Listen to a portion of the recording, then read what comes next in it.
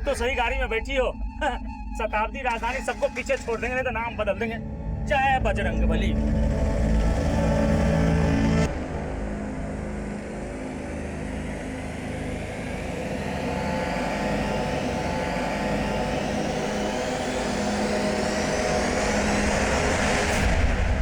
सही में गुंडा लोग ने पगलेठी होगा। बताइए, इतनी सुंदर लड़की को मारना चाहता है। अरे जिस पे जान लुटाना चाहिए उसको मारना चाहता है। बताइए, धरती पे ऐसा पगलेट मिलेगा कहीं? अच्छा हुआ कि चटाई गाड़ी में था, नहीं तो ये भी खरीदना पड़ जाता। करती कहा तुम? हम तेरे जैसों को हक देते और दिलाते हैं। सही में जब से तुम गाड़ी में बैठी हो ना, एकदम इम्प्रेस कर दिया हमको। अब कंट्रोल नहीं हो रहा है, अब हो जाए। पैक भी खत्म हो गया। अरे पागल हो गया क्या रे? समझा थोड़ा? क्या हुआ? पहले कपड़े तो उतार ले। और ये अब भी उतार लेते हैं हम कपड़ा।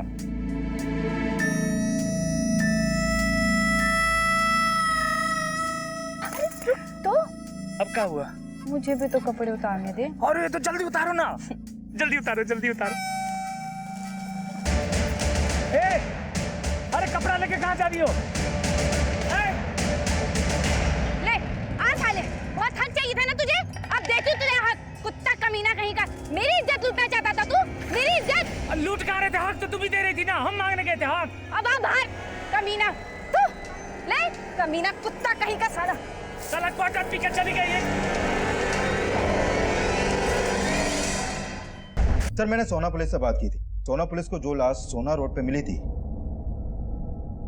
वो इसकी थी। लाश का चेहरा बुरी तरह से कुचला हुआ है, देखकर पहचान करना मुश्किल है। और विवेक बोल रहा है कि उसने शिनाख्त की थी। सर, सोना पुलिस ने वहां के लोगों से पूछताछ की तो सामने आया कि एक्सीडेंट नरेश का ही हुआ था, और वो उन्हें एक्सीडेंट नहीं बल्कि सुसाइड लग रहा था। सुसाइड?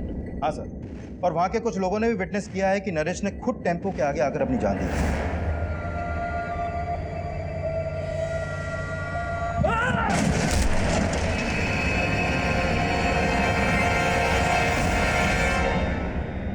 एक तरफ सोना पुलिस को कई ऐसे आई विटनेस मिले थे जिन्होंने नरेश को सुसाइड करते हुए देखा था, वहीं दूसरी तरफ नरेश का छोटा भाई विवेक बोल रहा था कि नरेश का मर्डर हुआ था, और नरेश की पत्नी मालती का मानना था कि नरेश मरा ही नहीं, जिंदा है। और इन सब बातों के बीच नरेश की लाश बदले जाने का मामला हमारे सामने आया। इस केस में दोहरे मापदंडों को देखते हुए यह केस पूरी तरह से हमें सौंप दिया गया, और हम सबसे पहले उस कॉन्ट्रैक्टर रिद्धेश सोलंकी से मिले जिस पर नरेश की हत्या करवाने का शक जताया जा रहा था। सर, आप बेकार में मुझ पर शक कर रहे हैं। नरेश की मौत से मेरा कोई लेना देना नहीं है।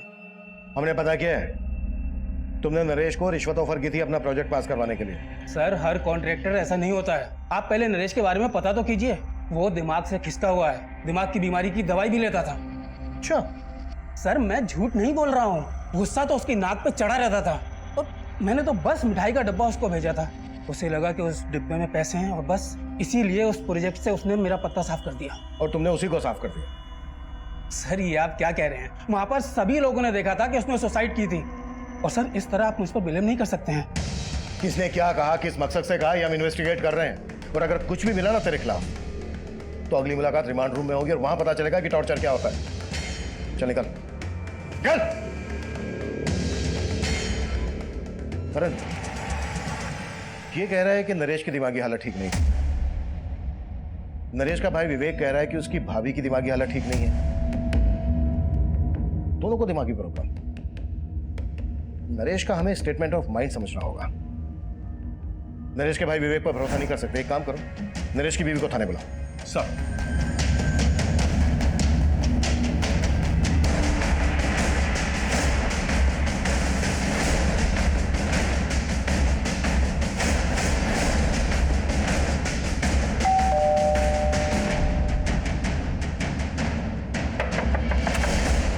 दरवाजा खोलने में इतनी देर क्यों लगा दी? वो मैं कपड़े धो रहा था, लेकिन आप यहाँ? नरेश भाई की लाश मिली आपको? भाभी कहाँ है तुम्हारी? उन्हें थाने लेके चलना है, सर कुछ बात करना चाहते हैं। भाभी तो गांव चली गई। गांव चली गई? कब? आज सुबह। उनकी हालत बहुत बिगड़ती जा रही थी, इसीलिए उन्हें मायके भेज दिया। 2-4 दिन में आ जाएंगी। लेकिन आपने बताया नहीं नरेश भैया की लाश मिली आपको? वो हम पता लगा रहे हैं, लेकिन जब भी तुम्हारी भाभी आ जाए उन्हें थाने लेके आ जाना।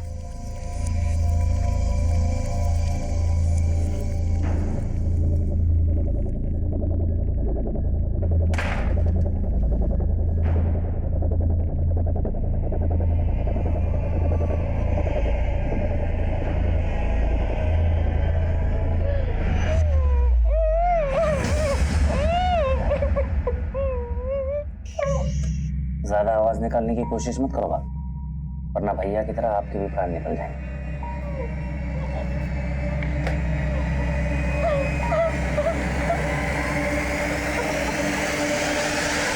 Excuse me sir. सर मैंने हॉस्पिटल के मॉर्ग का रिकॉर्ड स्टडी किया। सर उस रिकॉर्ड के मुताबिक वहां पर 9 लाशें थी, जिसमें से एक लाश नरेश की फैमिली को सौंप दी गई। सर उस दौरान उस लाश के अलावा कोई और लाश मॉर्ग रूम से बाहर गई नहीं। सर इसीलिए वो बोल रहे हैं कि नरेश की लाश किसी और लाश से बदल जाए। ऐसा हो ही नहीं सकता। हो सकता है उन्होंने लाश बदली और किसी वजह से छुपा रहे हैं। करें मॉर्ग रूम के एक आदमी की डिटेल निकाल। सर मे आई कम इन सर? कम प्रेम, सर एक औरत आपसे मिलना चाहती है, वो अपने पति की मिसिंग कंप्लेन लिखवाने आई है। बुलाओ।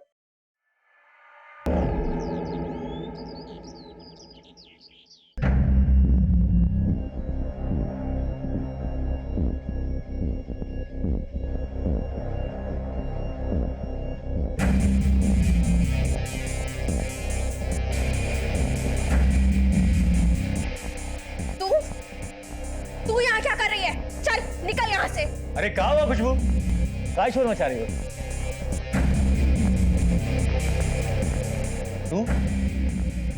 तू यहाँ क्या कर रही है? तुम क्या देख रहे हो? आरती उतारोगे क्या इसकी? निकालो बाहर इसे। ऐसे नहीं मारेगी, चल निकाल। अरे छोड़ो, छोड़ो मुझे। कहाँ लेके जा रहे हो तुम? मुझे तेरी जगह दिखाने। छोड़ो मुझे। छोड़ो। बोला ना चल।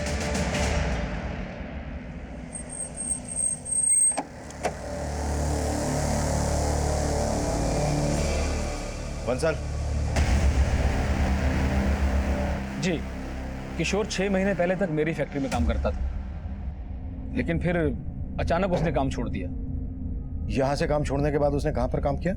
अब ये तो मुझे पता नहीं, पर हाँ मेरे मैनेजर ने बताया कि वो अपनी आखिरी महीने की तनख्वाह भी लेकर नहीं गया। कितनी तनख्वाह थी उसकी? यही 6,000 रुपए, बाकी लेबर की तरह। 6,000 रुपए।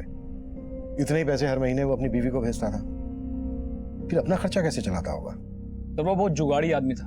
जब वो पहले दिन मेरी फैक्ट्री में आया था ना काम करने के लिए, तो उसका पहनावा देखकर मैं मतलब हैरान हो गया था।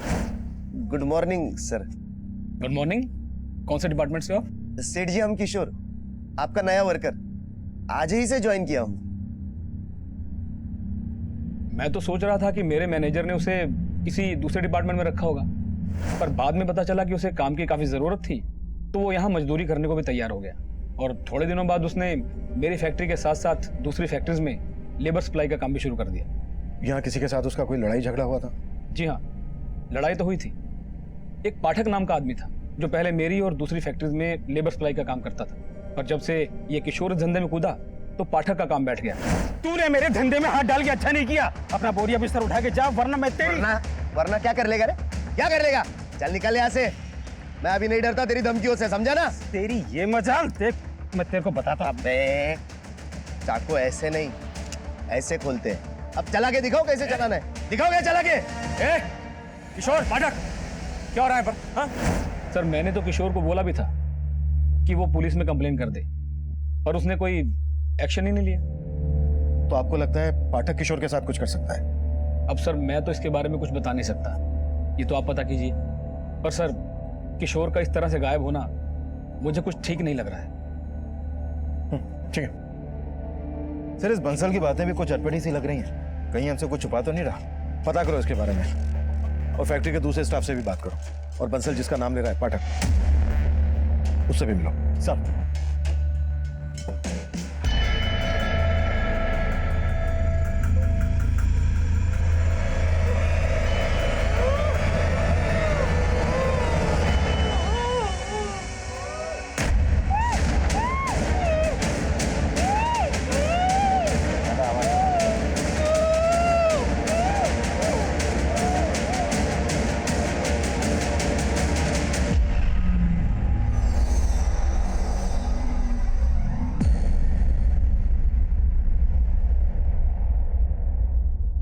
दीदू फालतू में जीजा जी के लिए आंसू बहा रही है। तू वहाँ गाँव में तंगी में गुजारा कर रही थी और उन शहर में ऐश कर रहे थे। हम बोल रहे हैं धोखा दे रहे हैं वो तुम्हें, तो तुम उन्हीं के लिए रोए जा रही हो। पुलिस स्टेशन से फोन है, लगता है किशोर जी के बारे में पता चल गया है।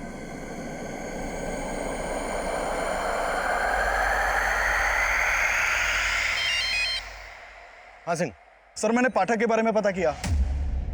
वाकई किशोर से उसका 36 का आंकड़ा था। उठा लाओ सर, वो काफी दिन से गायब है। सर गुरुग्राम रेलवे स्टेशन के पास उसकी एक दुकान है, लेकिन दुकान भी काफी दिन से बंद पड़ी है। किशोर फिलहाल कहाँ रह रहा था, कुछ पता चला? सर उसका मोबाइल नंबर उसके पुराने एड्रेस पे रजिस्टर्ड है, लेकिन सर वो घर उसने 6 महीने पहले ही छोड़ दिया था। किशोर अपनी वाइफ को हर महीने पैसे ट्रांसफर करता था। उसके बैंक अकाउंट से उसका एड्रेस पता करो। ओके? जैन सर। सर मैंने किशोर की बीवी से बात की। वो पाठक के काम से जुड़ी कोई भी बात नहीं जानती है। नरेश की बीवी आने वाली थी, कब आ रही है? हाँ सर, विवेक ने बोला तो था कि वो कल गांव से आने वाली है। और सर इस मॉग इंचार्ज के बारे में भी कई बातें पता चली हैं। जैसे? उसके कॉल रिकॉर्ड में एक सस्पिशियस नंबर मिला है जो कई दिनों से बंद है। किसका नंबर है? सर वो नंबर इस महेश नाम के लड़के का है। इसके घर में भी ताला लगा है। और सर मैंने इस मॉग इंचार्ज के घर पे भी नजर रखवाई थी। सर इसका लिविंग स्टैंडर्ड काफी हाई है। जितनी आमदनी नहीं है उससे ज्यादा तो खर्चे हैं इसके। मैंने भी नोटिस किया था, काफी महंगा स्मार्टफोन था उसके हाथ में, वॉच चेन सब पहने थे। एक मॉर्ग इंचार्ज के पास इतना पैसा, कुछ तो है जो ठीक नहीं है। करण, उठा लो और तोड़ो। सब बोल दो साहब, सब बोल दो साहब। दरअसल मैं लाश बेचने का धंधा करता हूँ साहब। जो लावारिस लाश मेरे मॉर्ग में आती है, जिनकी शिनाख्त नहीं होती, सरकार हमें उनके क्रियाक्रम करने के 5,000 रुपए देती है। वो पैसे मैं जेब में रख लेता हूँ और लाश बेच देता हूँ साहब। किनको बेचता वो लाश? प्राइवेट मेडिकल कॉलेजेस को साहब, वो रिसर्च करने के लिए लाश खरीद लेते हैं। ये नरेश की लाश कहाँ है? वो गलती से मेडिकल कॉलेज चली गई, वहाँ दूसरी लाश जानी थी। कौन सी लाश? महेश नाम का एक लड़का है जो मुझे वो लाश सप्लाई करता है जिनका कोई रिकॉर्ड नहीं होता। कुछ दिनों पहले उसे एक लाश मिली थी जिसे मैंने 10,000 रुपए में खरीदा। महेश का मिलेगा अभी? सर वो पता नहीं, जब से उसे इन सब का पता चला है तब से वो गायब हो गया सब। हॉस्पिटल चल के वो लाश हमें दिखा अभी। और हाँ, उस मेडिकल कॉलेज का नाम क्या है?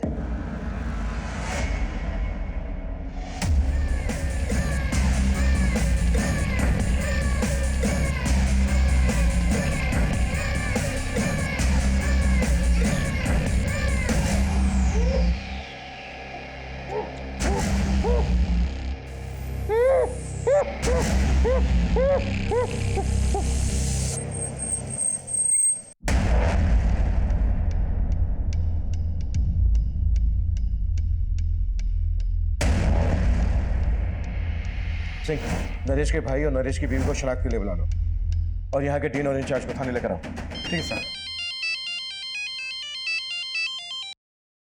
हाँ करण। सर महेश ने जो लाश मॉर्ग इंचार्ज को दी थी मैंने उसको देखा अभी, तो मुझे लग रहा है ये लाश शायद किशोर की हो सकती है। What? सर बस मुझे लग रहा है, आई एम नॉट श्योर, क्योंकि इस लाश का चेहरा भी बुरी तरह बिगड़ा हुआ है, लेकिन इसकी कद काठी कुछ कुछ किशोर से मिलती है। तुरंत बायोमेट्रिक करके पता करो। और किशोर जहाँ रह रहा था पता चला? हाँ सर, उसका एक दूसरा एड्रेस मिला बैंक से। ठीक है, उसके एड्रेस पे जाके देखते हैं। मुझे एड्रेस मैसेज करो। सर नरेश के भाई के नंबर पे कॉल किया, उसका नंबर नहीं लग रहा है। नरेश का भाई बोल रहा था कि उसकी भाभी गांव से आकर हमसे मिलने वाली थी, वो भी नहीं आई। सिंह, उसके घर जाके देखो। ठीक है सर। साहब, साहब क्या हुआ? साहब उस लड़की ने मेरा जीना हराम कर दिया। कौन लड़की? साहब उसने मेरे घर से गहने जेवर सब चुरा लिए और मुझे बांध के भाग गई। अरे वो तो ठीक है, लेकिन ये बताओ कौन है वो लड़की? वो इनकी बेटी है सर, और वो कोई नहीं, वो मैं हूं। ये रहे वो गहने जो मैंने अपने ही घर से चुराए। मैंने इनको यहाँ भागते हुए देखा तो मैं भी यहाँ आ गई, क्योंकि इससे पहले ये मेरे खिलाफ कुछ बोले तो मैं अपनी बात आपके सामने कोई बात नहीं साहब, चोर है तू, पकड़ लो साहब इसको। भागी नहीं जा रही हूँ मैं कहीं। सर पहले आप मेरी बात सुन लीजिए, अगर फिर भी लगे कि मैं गलत हूँ तो कर देना मुझे अंदर। ठीक है, बोलो। बेटी हूँ मैं इनकी, और इनकी जायदाद पर कानूनी मेरा भी अधिकार है। लेकिन इनके बेटे और इनकी बहू यानी मेरे भैया और भाभी मुझे मेरा हक देना ही नहीं चाहते। कहते बाप की संपत्ति में बेटी का कोई हक ही नहीं होता। और जब मैंने कहा कि मैं कोर्ट का दरवाजा खटखटाऊंगी तो मेरे इस बाप और जो घर में बैठा है भाई, इन दोनों ने मेरे साथ बहुत ज्यादती की।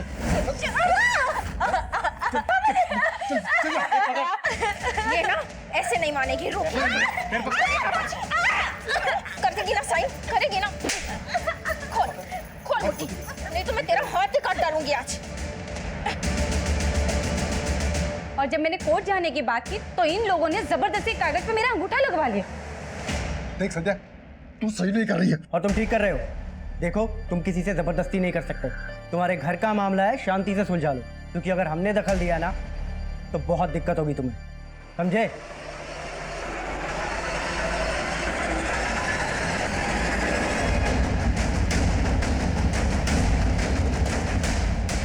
सर, यही किशोर का घर है, लेकिन पड़ोसियों से पता चला है कि कई दिनों से यहाँ पे ताला लगा है।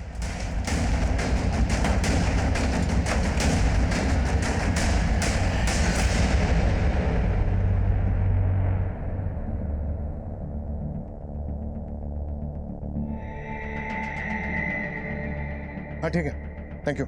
सर, अंदर तो कुछ भी सस्पिशियस नहीं मिला। ये भी कम सस्पिशियस नहीं है कि जो आदमी 6 महीने पहले तक एक फैक्ट्री में मजदूर था, उसके बाद लेबर सप्लाई का काम करने लगा, वो इतने ठाट से रहता हो। इस किशोर का करेक्टर को समझ में नहीं आ रहा है। शायद 2 नंबर का काम करता हो। किशोर की कुंडली निकालो और आसपास में भी पूछताछ करनी है।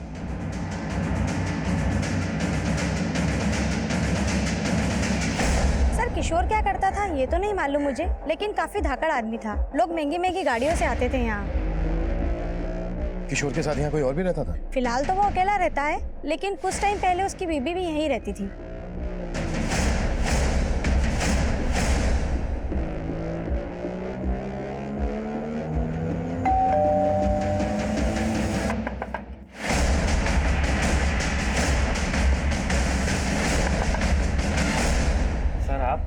ये हमेशा दरवाजा देर से क्यों खोलता है तू? वो तेरा फोन क्यों नहीं लग रहा है?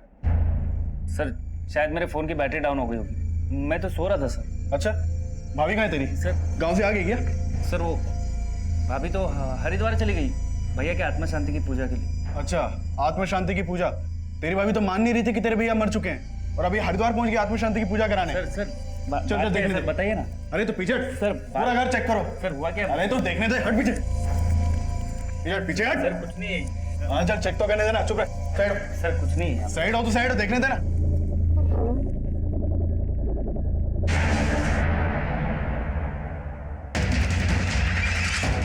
मालती, नंदिनी, जल्दी आओ। पकड़ इसको।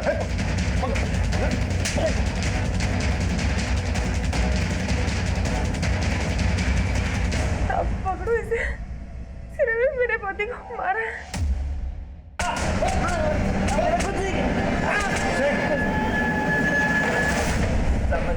चल बोल। कुछ नहीं किया साहब। कुछ नहीं किया? साहब, मैंने कुछ नहीं किया साहब, मैंने कुछ नहीं किया। सिंह, उल्टा लटकाओ। साहब रुको साहब, बता रहा हूँ, सच बता रहा हूँ साहब। चल बोल। अब मैंने सच्ची अपने नरेश भैया को नहीं मारा, लेकिन हाँ, उनकी मौत के बाद उनकी जायदाद का लालच हो गया था मुझे। लेकिन मौज वालों ने गलत बॉडी दी थी। मैं तो वो लाश लेके भी चला देता, लेकिन भाभी बोलने लगी वो लाश नरेश भैया की नहीं है। लेकिन तूने अपनी भाभी को किस मकसद से बंधक बना के रखा था? अब भाभी पहले से ही पागल थी और उस दिन के तमाशे के बाद मेरा दिमाग खराब हो गया था। मैंने सोचा उन्हें दबा दे के पूरा पागल कर दूं और खुद अकेले सारी संपत्ति का मालिक बन जाऊं। हो सकता है इसी मकसद के लिए तूने अपने भाई का एक्सीडेंट करवाया हो। नहीं साहब, इसमें मेरा कोई हाथ नहीं। मेरा यकीन कीजिए, मैंने अपने भैया को नहीं मारा।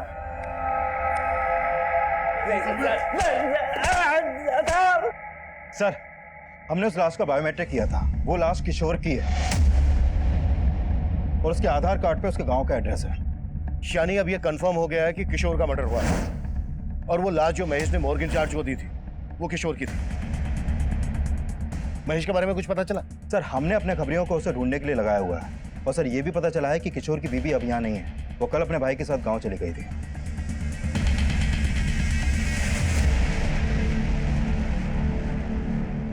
दीदी, खैर जो हुआ सो हुआ, भूल जाओ। हमको तो बस एक ही बात का डर है, अगर पुलिस वालों को उन बातों का पता लगा ना तो सिर्फ हम पर नहीं आप पर भी शक करेंगे। इसीलिए हम मना किए थे, मत जाओ पुलिस वालों के पास।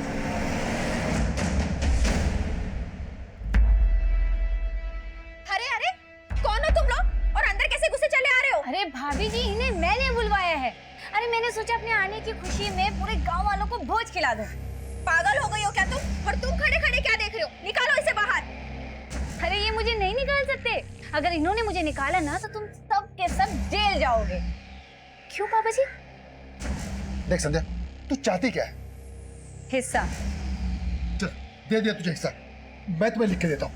पापा जी, अब मैं लिखे विखे पर भरोसा नहीं करूंगी।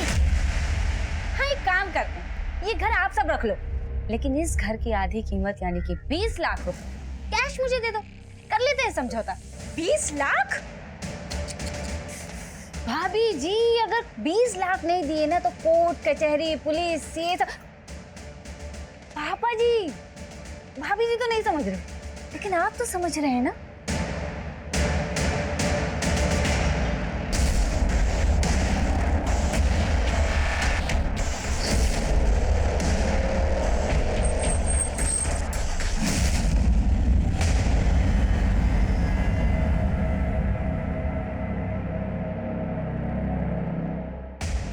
हमें तो पहले ही लग रहा था कि किशोर के साथ कुछ ऐसा ही हुआ होगा।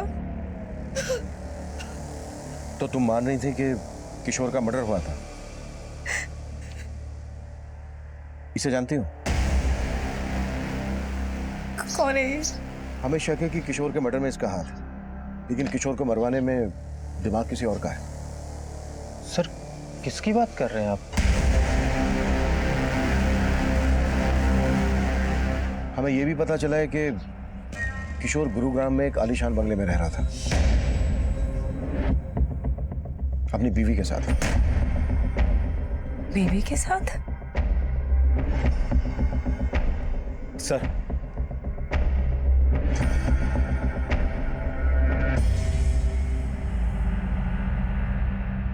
सर, एक किशोर के बचपन का दोस्त है।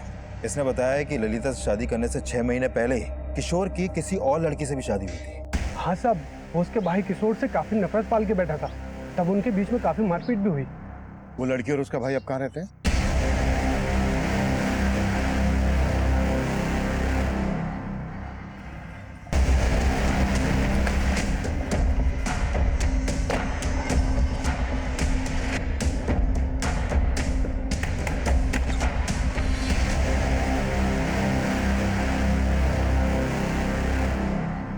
दिए थे हम धमकी किशोर को। मेरी बहन से दूर रहना, मैं जान से मारेंगे देखो। ये चल। उसके बावजूद वो हमारी बहन को भगा ले गया। लेकिन सर, इस बात को सालों बीत चुके हैं, अब ये सब क्यों पूछ रहे हैं आप? क्योंकि किशोर का मर्डर हुआ और पता चला कि किशोर नहीं बल्कि तुम्हारी बहन संध्या उसको अपने साथ लेकर भागी थी, और शहर जाकर किशोर को छोड़ के वो फिर से किसी और के साथ भाग गई। और अभी 6 महीने पहले वो वापस किशोर की जिंदगी में आई, और अभी रिसेंटली उसको किशोर के साथ गुरुग्राम के एक घर में देखा गया, और उसी के बाद हमें किशोर की लाश मिली। कहाँ है संध्या? सर, हमें नहीं मालूम। मालूम नहीं है? कहीं छुपा के रखा है उसे? अरे सर, हम क्यों छुपाएंगे? हम तो उल्टा उससे पीछे छुड़ाना चाहते थे। आई थी वो यहाँ, लेकिन 6 महीने पहले।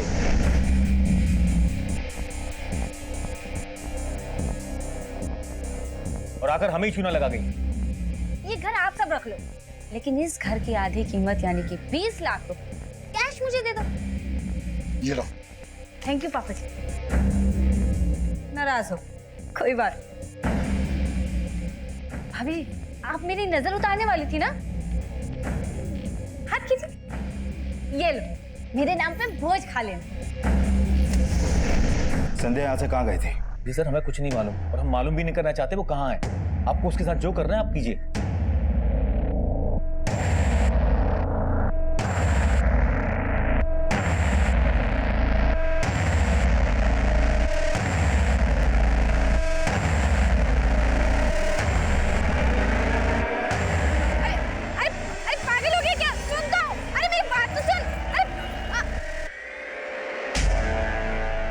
सर, संध्या के भाई और फादर से उसका एक नंबर मिला था जो काफी दिनों से बंद है।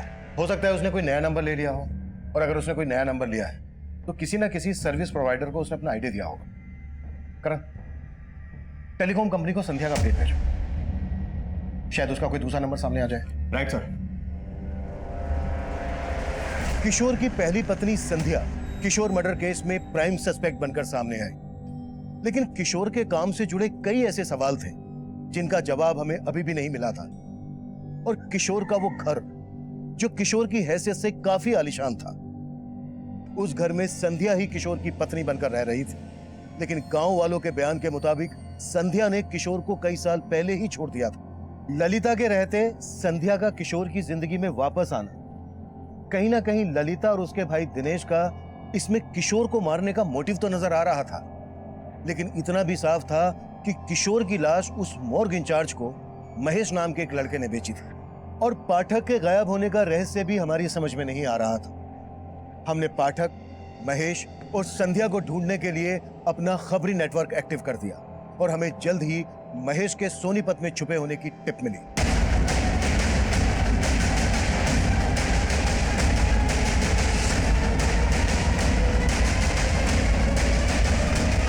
साहब मैंने कुछ नहीं किया साहब मैंने कुछ नहीं किया साहब मैंने किशोर को नहीं मारा। मैं जानता तक नहीं कि उस आदमी का नाम किशोर था। यकीन मानिए साहब, मुझे उसकी लाश मिल गई थी जो मैंने मॉर्ग इंचार्ज को भेज दी बस। कहाँ मिली थी लाश? साहब करीब 20-25 दिन पहले एक टेम्पो वाले को लाश फेंकते हुए देखा था मैंने।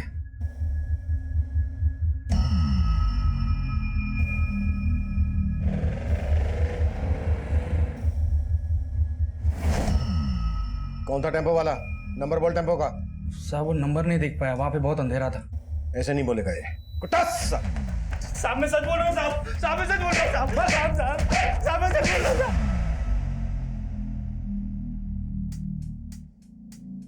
साले सब कमीने निकले।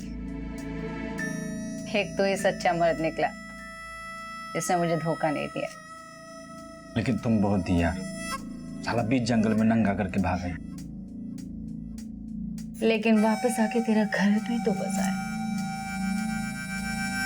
हाँ ठीक है, फाइल तैयार करो। ओके सर, एक मोबाइल सर्विस प्रोवाइडर ने संध्या के नाम एक नंबर अलॉट किया था। वो नंबर अभी सोनीपत में एक्टिव है।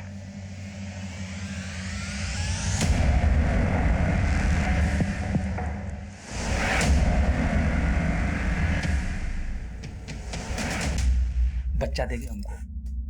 बोलना, कितने बच्चे चाहिए तुझे? एक टेम्पो बाहर खड़ा है उसके लिए, और एक दूसरा लोन पे लेने वाले हैं। बस दो, हम दो, हमारे दो। सॉरी यार, वो तो नहीं हो पाएगा, तो क्या पूरी जिंदगी जेल में गुजरने वाली है तुम्हारी। ये प्लान तो कैंसिल।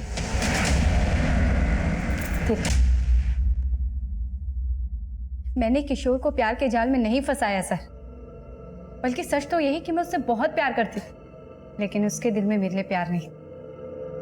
उसके लिए मैंने अपना घर छोड़ा, उससे भागकर शादी की, और उस कमीने ने मुझे कोठे पे बेच डाला। मुझे नहीं जाना, छोड़ जिंदगी बर्बाद कर दी। छोड़, मुझे नहीं जाना, मैं मुझे नहीं जाना। पूरे 7 साल नरक की जिंदगी जी है मैंने सर। फिर 6 महीने पहले मैं किसी तरह वहां से भाग निकली।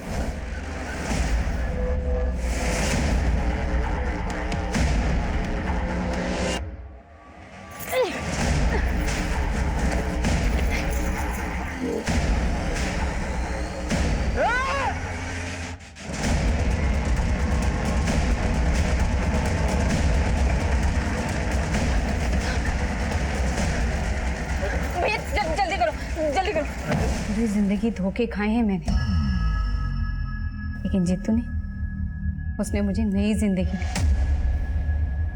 उन लोगों से भागकर सालों बाद मैं अपने घर लौटी थी, और मेरे घर वालों उन्हें जानवरों की तरह मुझे घर से निकाल दिया। लेकिन मैं भी उनसे अपना हक लेके ही मानी। लेकिन पिछले 6 महीने से तुम गुरुग्राम में किशोर के साथ उसके घर में रह रही थी। उसकी जिंदगी में फिर से एंट्री मारी, उसे बदला लेने के लिए उसे मार डाला। मैंने उसे नहीं मारा है सर। हाँ, मैंने उसकी जिंदगी में एंट्री ली, बदला भी लिया। उसने मुझे बेचा था, मैंने भी उस कमीने को 10 लाख में बेच डाला। बेच डाला?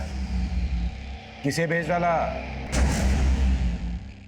हाँ, मैं उससे बदला लेना चाहती थी, इसीलिए झूठ के सहारे मैंने उसकी जिंदगी में एंट्री मारी।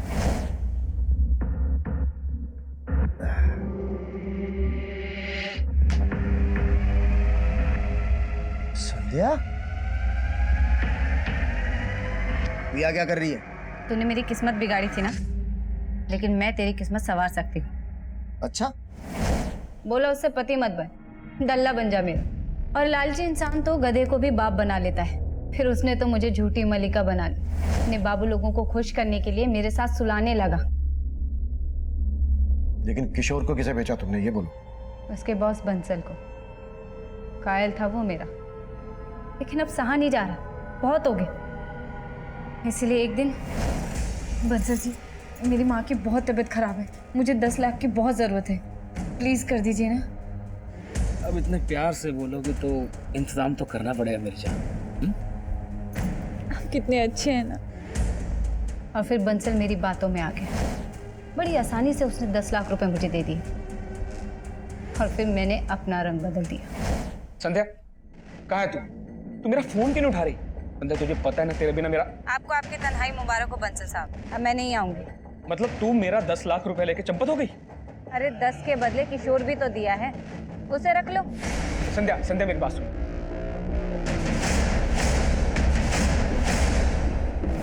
मुझे नहीं पता कि किशोर के साथ बंसल ने क्या किया।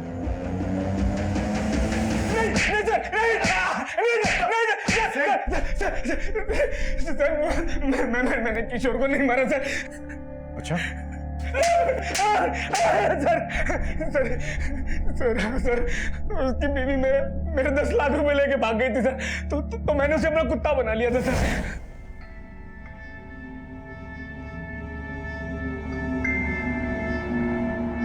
पर एक दिन उसने भागने की कोशिश की सर।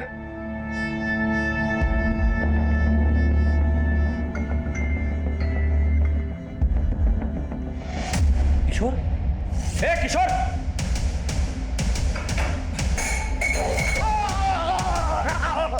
साहब आ जाए भाग के। नहीं साहब, कहाँ जाएगा? पड़ा रहा रात पर यहीं पर। और सर कुछ देर बाद मेरे आदमी ने आकर मुझे बताया कि किशोर मर गया है सर। नाम देखो बुला के ला जा। और उसके बाद मैंने अपने एक और आदमी की मदद से किशोर का चेहरा खराब करवाया और सर टेम्पो से उसे कहीं दूर डंप करवा दिया सर।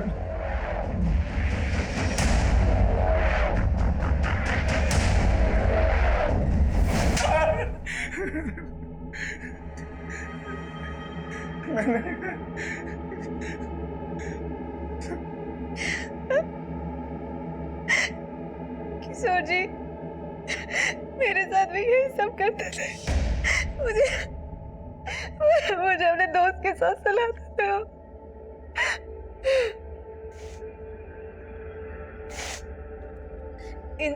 इन सब चीजों से थक कर मैं शहर से गांव भाग गई थी। ये बात तुमने हमें पहले क्यों नहीं बताई? मैं आपको बताना चाहती थी, फिर मैंने सोचा कि एक बार मुझे किशोर जी का पता चल जाए कि वो गायब कहाँ है। किशोर के चरित्र से जुड़ी बातें जो हमारे सामने आई, उस लिहाज से वो कभी भी किसी की भी नफरत का शिकार बन सकता था। वो जो करता आ रहा था वो पूरी तरह से गैर कानूनी था, अनैतिक था। उसके द्वारा किए जा रहे अपराध हर मोड़ पर दस्तक दे रहे थे, लेकिन ललिता ने इन दस्तक को पूरी तरह से नजरअंदाज किया। वहीं दूसरी तरफ संध्या ने उसकी असलियत हमें बताने के बजाय खुद बदला लेने का फैसला किया और अंजाम यह हुआ कि वो इस केस की विक्टिम होने के बावजूद अपनी जिंदगी को अपराध के रंग में रंग बैठी। अब मैं सीनियर इंस्पेक्टर अभिमन्यु जिंदल आप लोगों से विदा लेता हूं। आपसे फिर मुलाकात होगी एक नए केस के साथ। देखते रहिए क्राइम पेट्रोल दस्तक। मकसद बताना नहीं, बचाना।